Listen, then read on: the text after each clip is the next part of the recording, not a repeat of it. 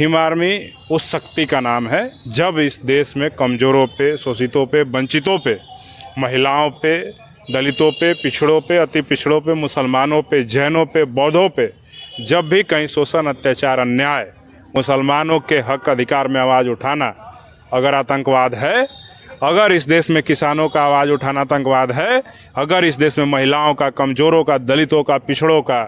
अति पिछड़ों का, आदिवासियों का आवाज़ उठाना आतंकवाद है, तो हाँ, हम भीम आर्मी वाले लोग आतंकवादी हैं। भीम आर्मी को टारगेट कर रहे हो तो हमारे लोग झंडा डंडा तो लेके चलते ही हैं। अगर किसी दिन भीम आर्मी के खिलाफ बोलने के चक्कर में अगर भीम आर्मी वालों के हत्थे चढ़ गए तो अच्छा से मरम्मत किया जाएगा, अच्छा से इलाज किया जाएगा और मार मार के गर्दा उड़ा दिया जाएगा। आज पटना में मैं मौजूद हूं और जानने का कोशिश कर देंगे कि भीम आर्मी के प्रदेश अध्यक्ष अमर ज्योति जी हैं, उनसे पूछेंगे कि लगातार जिस तरह से चंद्रशेखर जी पर हमला लगातार भारतीय जनता पार्टी और बाबा के रूप में लोग कर रहे हैं, कई तरह की बातें निकलकर पूरे देश और दुनिया में चल रहा है। टीवी के माध्यम से, यूट्यूब के माध्यम से लोग देख रहे हैं। एक गलत मैसेज देने की लगातार आपको चंद्रशेखर जी पर लगातार दबाव बना रहे हैं। देखिए, जो लोग चंद्रशेखर आज़ाद और भीम आर्मी के खिलाफ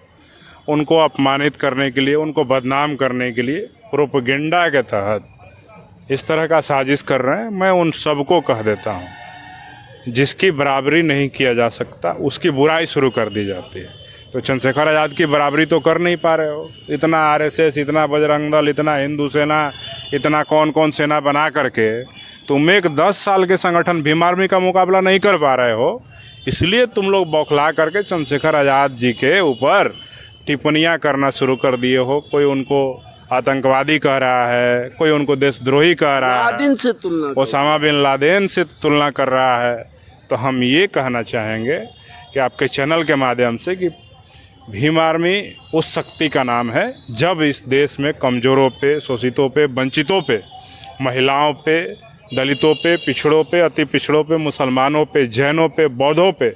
जब भी कहीं शोषण, अत्याचार, अन्याय, उनके संवैधानिक अधिकारों में कटौती और उनके हक अधिकारों की छीनने की बात होती है, तो जब इस देश के तमाम न्याय पसंद का बात करने वाले सेकुलर दल, संगठन जो जाति के नाम पे, धर्म के नाम पे और तमाम नामों पे बने हुए हैं, जब चुप्पी साध लेते हैं, तब एकमात्र इस देश में संगठन होता है जो संविधान में आस्था रखता है, बाबा साहब डॉक्टर अंबेडकर के बनाए संविधान में आस्था रखता है। वही संगठन नीला गमछा, नीला झंडा लेकर के और उसमें मजबूत डंडा लेकर के सड़कों पे सरकार और पुलिसिया प्रशासन के खिलाफ मजबूती के साथ खड़ा होता है। उस संगठन का नाम भीम आर्मी है। अगर इस देश में मुसलमानों के हक अधिकार में आवाज़ उठाना अगर आतंकवाद है, अगर इस देश में किसानों का आवाज़ उठाना आतंकवाद है, अगर इस देश में महिलाओं का, कमज़ोरों का, दलितों का, पिछड़ों का, अति पिछड़ों का, आदिवासियों का आवाज़ उठाना आतंकवाद है, तो हाँ, हम भीम आर्मी वाले लोग आतंकवादी हैं। लेकिन हम ये कहना चाहते हैं, मनुस्मृति के पोषक हजारों वर्षों तक इस देश में जो दलितों, पिछड़ों को शिक्षा का अधिकार से वंचित रखे, उनको पानी पीने का अधिकार से वंचित रखे, उनको अच्छे कपड़े पहनने से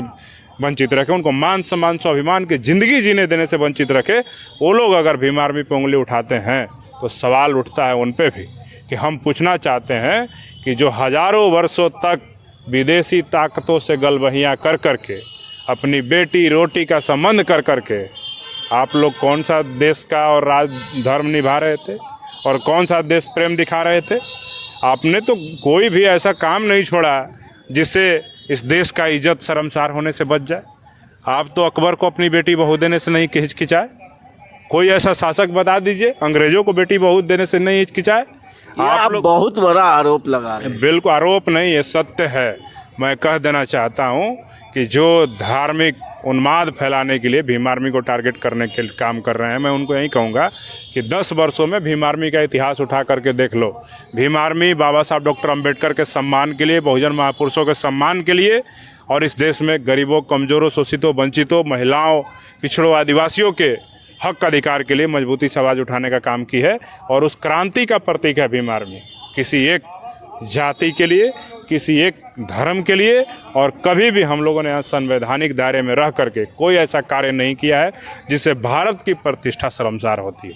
तो अगर हम भारत की प्रतिष्ठा का ख्याल रखते हैं, भारत के संविधान का ख्याल रखते हुए अगर संवैधानिक तरीके से झंडा डंडा उठा करके मजबूती से आंदोलन करते हैं और इसको तुम आतंकवाद का नाम दे रहे हो, तो हाँ, हम आतंकवादी हैं और इस देश में कमज़ोरों का आवाज़ अब भी उठाएंगे, जब पहले उठाते थे और मजबूती से उठाएंगे। अब 10 साल का भीम आर्मी जो संगठन है, बहुत कम उम्र का, एक तरह से 10 साल का बच्चा होता है, और 10 साल के बच्चे वाले संगठन से इस देश के जो सबसे बड़े संगठन होने का दावा करता है आरएसएस,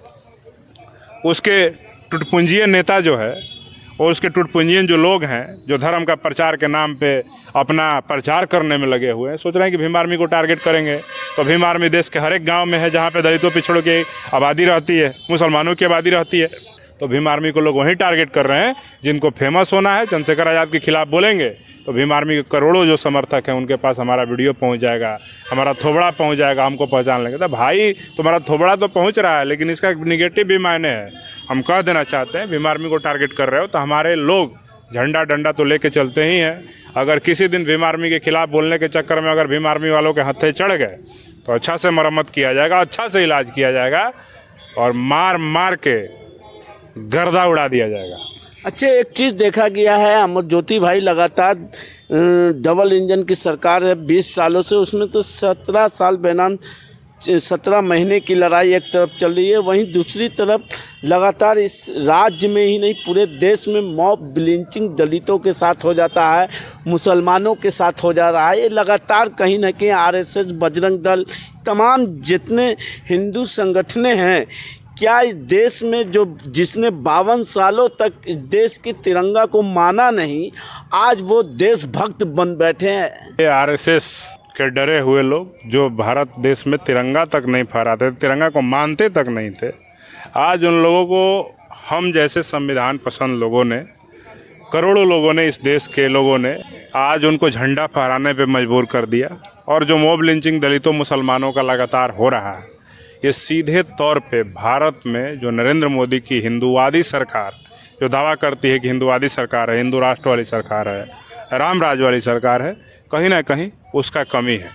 अगर धर्म के नाम पे किसी भी इंसान की हत्या कर दी जाए भीड़ के द्वारा, ये सीधे तौर पे असंवैधानिक बातें हैं और उस पर कठोर कार्रवाई होनी चाहिए। लेकिन भाजपा ने मॉब लिंचिंग बढ़ाने के लिए अक्सर मौका देने का काम किया है, क्योंकि जब पहलू खान का मॉब लिंचिंग करने वाला जेल से रिहा हो जाता है, उत्तर प्रदेश में मुसलमानों का मॉब लिंचिंग करने वाला रिहा हो जाता है, झारखंड में रिहा हो जाता है, तो कहीं ना कहीं ये सरकार के कार्यशैली पे भी सवाल उठाता है कि वो मुसलमानों का, दलितों का मॉब लिंचिंग करवाने के लिए बढ़ावा देने का कार्य कर रही है और बढ़ावा दे करके दलितों मुसलमानों को टारगेट करवाएंगे। लेकिन हम यही कहेंगे कि हमारे देश के मुसलमान दलितों के पास अभी भी ऑप्शन है तमाम हिंदूवादी संगठनों से लड़ने के लिए। आप भीम आर्मी का गमछा लेकर के गले में घूमना स्टार्ट कर दो, मैं दावे के साथ कहता हूं कि कोई हिंदूवादी संगठन माई का लाल में हिम्मत नहीं है कि तुम्हारे ऊपर आंख उठा करके देख देगा। भीम आर्मी तुम्हारी रक्षा सुरक्षा के लिए हमेशा खड़ी है,